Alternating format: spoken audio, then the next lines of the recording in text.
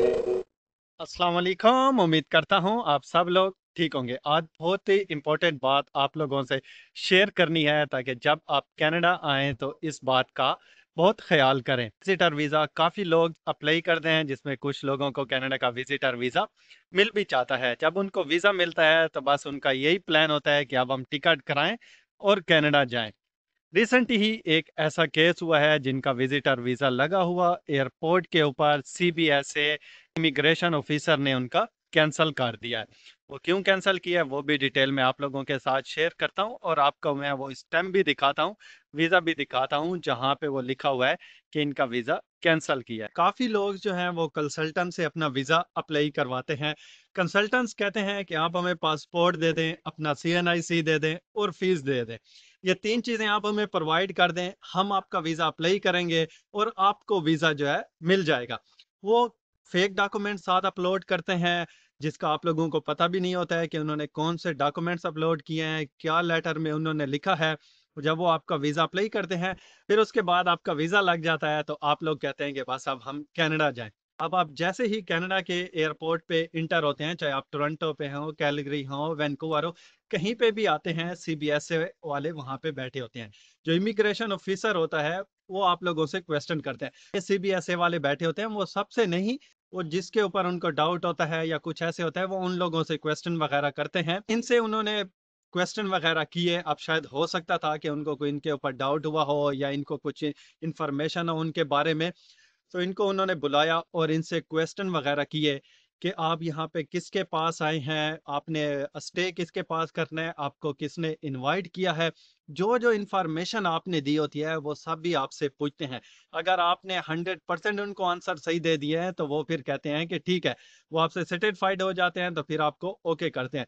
अगर वो आपसे सेटिस्फाइड नहीं होते हैं तो वो मजीद आपसे क्वेश्चन वगैरह करते रहते हैं। बी एस ऑफिसर ने इनको कह दिया था कि हम आपको कनाडा में एंट्री नहीं देंगे। तो वो सीबीएस ऑफिसर को 100% मुतमईन नहीं कर सका था, तो उसको दो ऑप्शन उन्होंने दिए थे कि एक है ऑप्शन आपके लिए कि हम आपको वापस भेज देते हैं अपनी कंट्री, और सेकंड ऑप्शन जो आपके लिए, आप यहाँ पे अपना रेफ्यूजी अप्लाई कर सकते हैं। टाइम तो बंदा बहुत ही परेशान हो जाता है कि अब मैं क्या डिसीजन लूँ इसमें। तो खैर उन्होंने कहा है कि मैं अपना रेफ्यूजीज यहाँ पे फाइल करता हूँ। तो वो पासपोर्ट आपसे ले लेते हैं और अब आपको कहते हैं कि आप जाएं। फिर आपने अपना लॉयर वगैरह रखना होता है, अपना केस फाइल वगैरह करना होता है। फिर आफ्टर 8-10 डेज उनके गुजरे यहाँ पे, तो उन्होंने कहा है कि मैं तो रेफ्यूजीज केस अपना फाइल नहीं करता हूँ।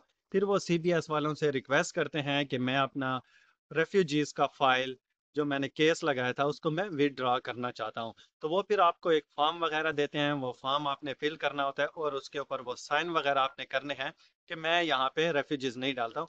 फिर वो आपको 2 वीक्स देते हैं। आपको 2 वीक देते हैं कि आपके पास इतना टाइम है, आप कनाडा से यहाँ से चले जाएं अपने कंट्री। तो फिर जब जैसे ही आप अपने कंट्री जाते हैं तो वो जो आपका वीजा होता है वो कैंसल हो चुका होता है, जो आपका विजिटर वीजा होता है। आपको न्यू एप्लीकेशन दोबारा अप्लाई करनी होती है अगर आप कनाडा का विजिटर वीजा अप्लाई करेंगे तो, क्योंकि वो जो आपका वीजा लगा था, चाहे वो 5 साल का था, 8 साल का था या 10 साल का था, वो आपका कैंसिल हो चुका होता है। फिर जब भी आप नेक्स्ट टाइम अप्लाई करेंगे तो वो भी आपको डालना होगा कि ये मेरा वीजा इस वजह से कैंसिल हुआ था। फिर आप जब नेक्स्ट टाइम कनाडा का विजिटर वीज़ा अप्लाई करते हैं या कनाडा का कोई भी वीज़ा आप अप्लाई करते हैं, चाहे एक्सप्रेस एंट्री हो गई, कोई भी आप वीज़ा अप्लाई करेंगे, उसमें आपको ये अपना मेंशन करना पड़ेगा कि मेरा कनाडा का वीज़ा लगा और बाद में कैंसिल कर दिया गया। अगर आप मेंशन नहीं करेंगे तो उनको फिर भी पता चल जाएगा। जब आपका ये मेंशन होता है फिर इमिग्रेशन ऑफिसर आपकी फाइल चेक करता है, फिर वो उसके ऊपर डिपेंड करते हैं कि वो आपको वीज़ा देते हैं या नहीं देते हैं।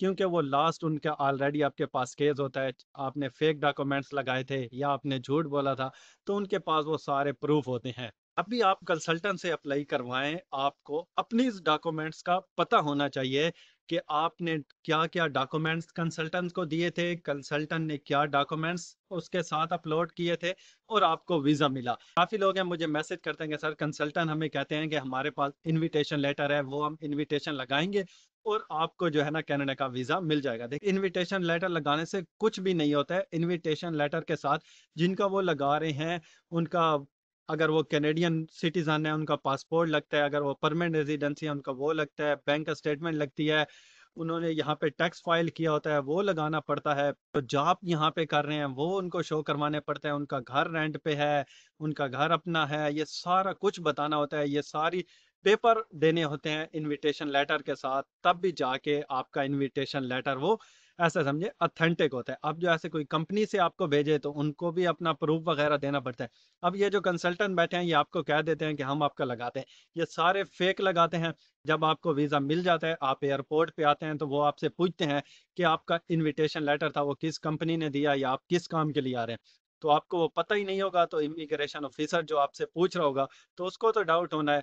सेकंड, वो आपसे पूछते हैं कि आपने यहाँ पे कितने मंथ रहना है, कहाँ पे स्टे करना है, किसके पास जाना है, किसके पास जाना है आपने, कब आपकी वापसी है, ये सारे क्वेश्चन आपसे वो पूछते हैं।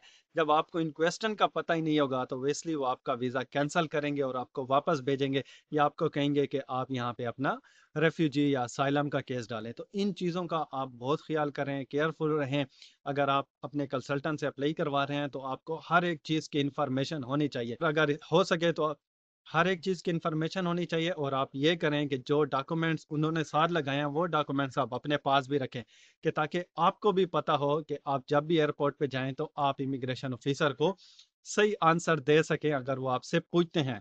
क्योंकि अब बहुत सारे केस ऐसे आ रहे हैं, सिर्फ वो विजिटर वीज़ा नहीं है, लोग स्टडी परमिट के ऊपर भी यहाँ पे आते हैं तो उनके काफ़ी फेक डॉक्यूमेंट्स हैं। तो अब जो है इन्होंने मजीद यहाँ पे सख्ती कर रहे हैं, हर एक चीज़ प्रॉपर चेक होती है तो तब भी आप यहाँ पे अब एंट्री ले। अब जो भी फेक डॉक्यूमेंट्स लगाता है तो फौरन इनको वैसे भी पता चल जाता है। अगर आपने फेक डॉक्यूमेंट्स लगाए और आ गए कनाडा, फिर अगर आप बाद में आप पीआर अप्लाई करते हैं तो तब आपके लिए बहुत बड़ा मसला यहाँ पे बन सकता है। वो आपको पीआर नहीं मिली तो ये वापस आपको डिपोर्ट कर देंगे। तो फिर ऐसे फेक डॉक्यूमेंट्स का क्या फ़ायदा, जब बंदा यहाँ से वो डिपोर्ट कर दे फिर आप किसी और कंट्री भी जाएंगे तो वो भी आपके लिए मुश्किल हो जाएगी, क्योंकि ऑलरेडी आपको एक कंट्री डिपोर्ट कर चुकी है। और मैं हमेशा ही यही रिकमेंड आप लोगों को करता रहता हूँ कि आप अपनी फाइल स्ट्रॉन्ग करें या स्ट्रॉन्ग करें, मजीद स्ट्रॉन्ग करें। और जब आप 100% श्योर हो जाएं कि मेरी फाइल अब स्ट्रॉन्ग है तो फिर आप कनाडा का विजिटर वीज़ा अप्लाई करें, या कोई भी आप वीज़ा अप्लाई करना चाहते हैं तो फिर आप अप्लाई करें। कंसल्टेंट से अप्लाई करवाना है उससे पूछें कि क्या क्या डॉक्यूमेंट साथ लगाएं, क्या इस डॉक्यूमेंट्स के ऊपर मेरा वीज़ा लग जाएगा।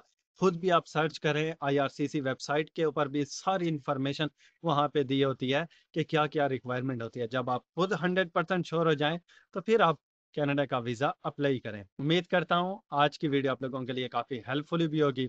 मिलेंगे एक और नई वीडियो के साथ, तब तक के लिए टेक केयर एंड अल्लाह हाफिज़।